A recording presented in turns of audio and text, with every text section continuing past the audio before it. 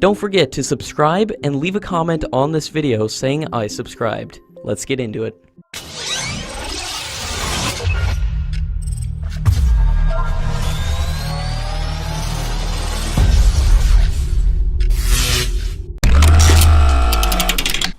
The Chief of the Indian Air Force has reconfirmed that the Air Force is looking to induct over 200 Tejas Mark II aircraft, making the composition of fighter fleet inventory close to 40% with indigenous aircraft in near future. He also said that the Mark II will come with a more powerful engine and new avionics package, and the Indian Air Force and the Aeronautical Developmental Agency have already decided to go for a further enhanced capabilities for the Mark II. Most of the specification in terms of avionics and mission control computers have already been finalized, and General Electric's F414 engine has already started arriving in India and will be used on initial Mark II pre-production aircraft. He also informed that the new improved Mark II design will be showcased at Aero India 2019. The Indian Army has successfully tested the K9 Vajra system, which has a range of up to 50 kilometers. According to reports, 13 modifications were done in the system, and 6 rounds were tested successfully from the howitzer. The Indian Army has received 10 systems till now, and the remaining 90 systems will be delivered soon. According to latest reports, an indigenously developed and manufactured truck-mounted howitzer is to undergo its first trials in November 2018. Senior Ordnance Factory Board officials have said that the internal trials at the proof establishment would not only validate the system, but also its integration with the 8x8 Tatra vehicle on which it is mounted. It carries a backup emergency power pack, and its all-wheel drive ensures maximum traction in cross-country operations. Reliance Infra is planning to deliver the prototypes of the Harlan turret for the indigenous Arjun Mark II, about 6 months ahead of the deadline. The prototypes are being manufactured at the company's facility, after it had won the contract to manufacture the prototypes in 2017 through a competitive bidding process.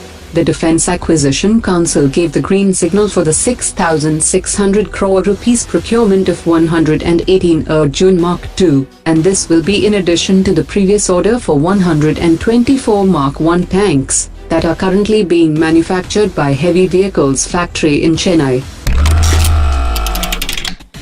Tata Motors will be showcasing its 2 flagship vehicles at the BIMSTEC Nations Summit 2018. According to latest reports, the company has recently signed military vehicle supply contracts with BIMSTEC nations, including Myanmar, Thailand and Nepal, and mission-specific logistic vehicles for UN peacekeeping missions. The Indian Defence Minister has ruled out any engagement with the opposition on issues relating to the Rafale deal, saying that the Congress party does not deserve to be involved, after throwing dirt on a very sensitive issue concerning India's defence preparedness. She also added that the Congress is misleading the country with something which was not even agreed during the Congress government, and the Congress did not care for operational preparedness of the Air Force. The Defence Minister also said that the people of the country have put a closure on this non-issue, as they have trust in their Prime Minister Modi. The joint exercise Nomadic Elephant 2018 between Indian and Mongolian troops has begun in Mongolia, with a variety of lecture and demonstration. The Mongolian Armed Forces organized a lecture and interactive demonstration on the practice of mechanics of occupation of the patrol base, which holds an important role in most of the special operations.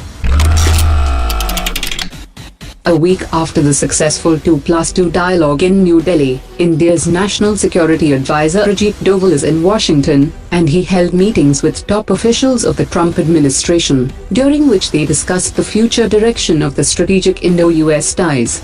The spokesperson of US State Department Heather Nauert has said that India is a very close friend of the United States, and both the countries have the strongest people-to-people ties. After a meeting with the Indian delegation, the Russian state space corporation Roscosmos has made a proposal for the participation of Russian specialists in the selection and training of Indian astronauts for India's manned space mission. India had announced the plans to send a national crew into orbit in 2022.